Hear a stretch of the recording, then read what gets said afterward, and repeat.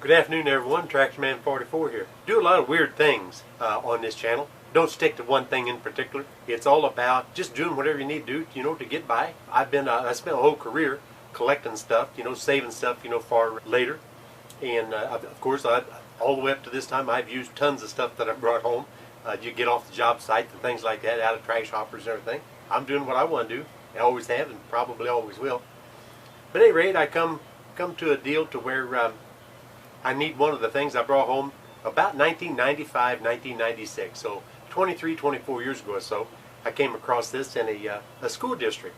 I do commercial HVAC service work and a lot of installation work too, of course. About 95 or 96, I was in a school district up in North St. Louis, and a couple of maintenance guys was packing this thing out and tossing it in the trash hopper, I said, hey man, why don't we toss that in the back of my truck instead of throwing it in the hopper? And they said, what the heck do you want this thing for? I said, I don't know, it looks like something fun to play with. So fast forward now about 20 some odd years, I'm working on my daughter's house. We've completely rebuilt her house, essentially. And now I'm getting ready to put some flooring down the basement, and her concrete is exceptionally rough down there. And so I need to come up with a way to grind that reasonably smooth. And so this is what I'm going to do. And that's what this video is going to be about. Now what this is, most of y'all probably know, with just glancing at it. It's a floor buffer. You can use different pads on the bottom. You can buff. You can actually sand hardwood floors. You can do all kinds of stuff if you've got the correct accessories to go up underneath it. But it's essentially a floor buff and polisher. But I brought this thing home and I stuffed it under the lean-to back in the back, and it's been sitting back there, like I said, since about 1994, 1995. I don't know, heck, it might even be 1996. I don't know. I've never even plugged this thing in, so I'm going to do that here in just a couple minutes and see if sparks fly or see if we got something that's going to work. Now, I went out on a limb in anticipation of doing my daughter's floor. I was in kind of like a National Liquidators. They have overruns of all kinds of stuff in there. And they had a whole bin full of diamond wheels. So I bought me 4 of them for $5 a piece. So I thought that's worth it to take a chance. I'll come up with something else if this machine doesn't run. I tell you, the real reason I brought it home, I figured the motor's going to be bad, but I brought it home simply because it's got that super heavy cord on it. I haven't rolled it out yet, but it appears to me to be about a 40-foot cord. It might even be longer than that, I don't know. And that's a number 10. That's a 10-gauge cord, and it's made out of that old material. That's what I brought it home for, just for that. But hey, it's plugged in now, and I'm going to pull the trigger, man. We're going to see what's going to happen.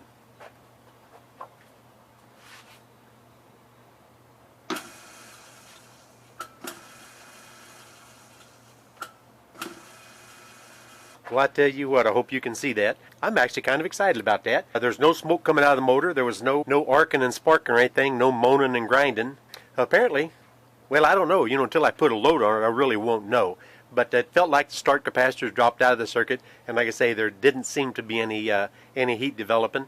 Usually, if there's going to be a problem with the motor electrically, it's going to show up within them 10 seconds or so I was pulling the trigger there. I think hope we're going to be in pretty good shape. So the obvious next step was to get some fancy measuring tools like these fellas up here. It's got a whole lot more than 16 little marks in between the inch numbers, and a set of vernier calipers, and measured that stuff out and got fairly accurate on the diameters and the size of the tabs and all that kind of stuff.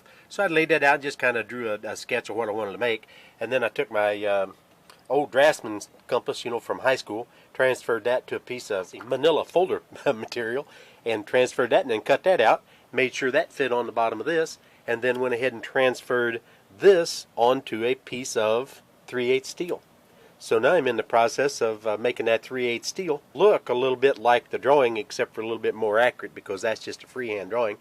And once I get that done, we're going to figure out how to attach that to the plates that we're going to attach the grinding wheels to. So let's take a look at what I got going on over here on this other machine. Now, this old machine here, I picked it up from a cousin of my mother's. He was downsizing and moving into a home with less steps, and he had had it for a number of years. This is a Kearney and Trekker machine. It's a horizontal milling machine manufactured in Milwaukee, Wisconsin. A lot of times people mistake it for a Milwaukee machine, but it's not. Milwaukee's where it's manufactured. It's a Kearney and Trekker. It's a single overarm horizontal mill. You can see up here, an overarm is the big round, about 3.5 or 4 inch solid steel shaft coming out over here. That's what supports the overarm bearing for the horizontal the horizontal milling shaft that comes out the center of it and driven by the gearbox that's inside this huge housing. It's a single overarm, and as close as I can figure, it's got to be manufactured somewhere near 1909, maybe 1910, or possibly a little older. The ones beyond that era, about 1911 or 12, they went to a dual overarm, so that's how this is kind of dated. The old manufacturers didn't necessarily serial number these machines to keep track of them, as far as I understand. I honestly don't know that much about it. But some fella had taken and adapted onto this overarm a rust knock vertical milling head. You can see right here, this says rust knock right on that shroud, and that's a vertical milling head that attaches to that single overarm. It's manufactured specifically for this machine, and now it's a combination horizontal and vertical mill. Now that vertical milling head, you can actually index it to virtually any angle that you need, so it's very, very versatile. Now this thing's got a standard, I can't remember if it's a 12-inch table by 42-inch table. It's got automatic drive. I can put it in gear. I've got a selection of gears in a transmission, like an increase and decrease the rate at which the table will index itself forward and backwards. So it does not have a Z-axis. It does not index automatically up and down. If it does, I've not figured out how to make that happen. But at any rate, this is really a cool old machine. And originally it was set in a factory alongside probably 15 or 20 other ones, and all driven off of a great big monstrous line shaft up overhead. And they would shift it in gear by means of a lever, you know, flat belt onto a pulley, and that would engage it. And then the big power unit would set somewhere else in the plant to drive that great big line shaft. You can see on the rear is the 16-inch diameter by 4-inch flat belt pulley that was driven via flat belt from up on the line shaft. Whenever I got this from my mother's cousin, he had taken a 1 horsepower electric motor and had it mounted near the floor, and he had some belt that went up and drove right around this big 16-inch pulley in order to get the RPM that he wanted, you know, for the input. So that was a knee knocker for me. So when I brought it out here, I completely changed it around and made my own overarm bracket, and I made these set of hoops to attach to that overarm in the rear, and use this box tubing off of a hand railing job and attach that motor for convenience sake up here on top of that overarm in the rear. And then I had to go back to business of figuring out the ratio, you know, of the pulleys and everything. So I'd come up with this plate, put this plate up here and put a jack shaft up on top of the plate, and you can see a flat belt drive up here. I had one off of one of my old machines, you know, from the farm. So I used that. That was a given dimension, so I had to work with the other pulleys, the input diameters, to use this as the final drive pulley to give my flat belt the RPM that I needed on that big 16-inch down there. So that took a little bit of calculating, but I finally got it figured out. That's up, you know, I've mounted to unistrut up to my joist, you know, in the shop. So I plug it in and it takes off and turns nice and slow. I think the input RPM on this is based on 250 to 275 RPM. When you have that RPM input, when you move these shifting levers here, which you can't really see, this gives you all your RPMs and all your speeds when you move the combination of levers here and here, and that'll adjust the speed at which your table will go forward and backwards. And then over here, you'll see the different RPMs here. You've got 3 different numbers here, 22, 64, 204, 27, 73, 243. When you transfer this from the fast position to the medium position to neutral or spindle lock to low position, then the RPM of your horizontal mill will actually correspond to that RPM there, as long as you have the correct input on that big drive shaft down there. So that's what the goal was, and I got fairly close to it, and it does pretty good. That little motor is probably a little underrated. Eventually I'm going to put a 3-phase, 3 horsepower motor on it, and I'll be able to give her a little bit more, give her the dickens a little bit more, you know, kind of get it to eat just a little bit better. But it does not do too awfully bad. As far as the rust knock vertical milling attachment, that is phenomenal. It's got its own motor on it. I had to do something in here. I can't remember, something on the quill. I had to take that apart and fix that. That was kind of messed up. And then you can see all your incremental measurements on this for rotating this away for angle. So you can do virtually anything you need to do on this particular machine. It's old, it's antiquated, but you know what? For a home shop, it's a pretty doggone good tool. Talking about that horizontal, here's an example. This has got an NT40 taper. You can see that part right there.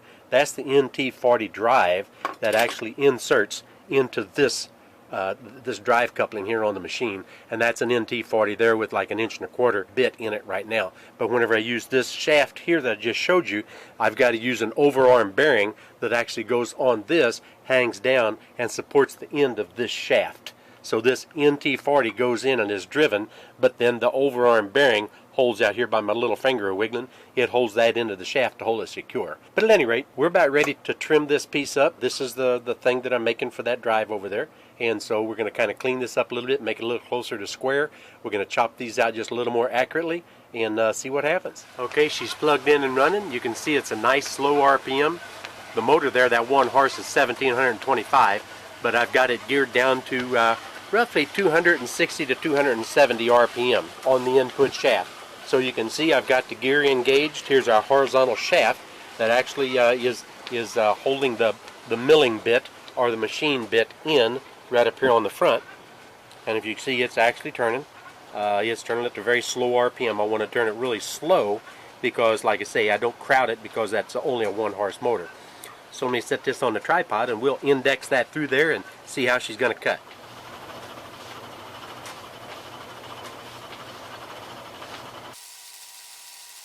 Now I'm doing this manually instead of engaging the transmission and let it do it by itself. I don't really want to do it. I want to keep it under control. It's been a while since I used this machine. I just want to make sure that nothing gets away from me, you know. If I had a bigger horsepower, if I had a 3 horsepower 3-phase running through a 3-phase rotary converter, I could hog that out of there probably 3/16 to a pass with that 1.25" bit there. It would not hurt it in the least bit. This old machine can take some, it can remove some material. But that little motor, it just can't do it.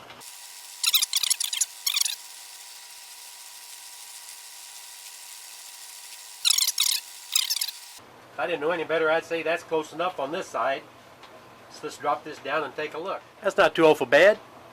I could slow down a little bit and take all those marks out of there or use a different bit, but that's really pretty good. My freehand torch job wasn't too square, was it?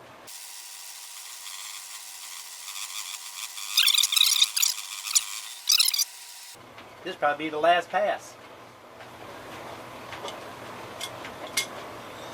Not too bad. I don't need to take it down just to get rid of those torch marks there. That's close enough. Now I'm going to go ahead and dial up the inside. So anyway, guys, I hope you enjoyed that a little blurb on that old machine. I just like old stuff, man. I like old tractors, I like old motorcycles, I like old women, and you know what? I like old machines. So just not necessarily in that order, you know, especially if I'm talking to my wife, you know what I mean? She got a good sense of humor, though. I'm going to call this an end to part 1 because this looks like it's going to drag out just a little bit, and I don't want to make the video too awfully long, so I'll make a couple different parts to it. That having been said, this is Tractor Man 44, and I am out of here.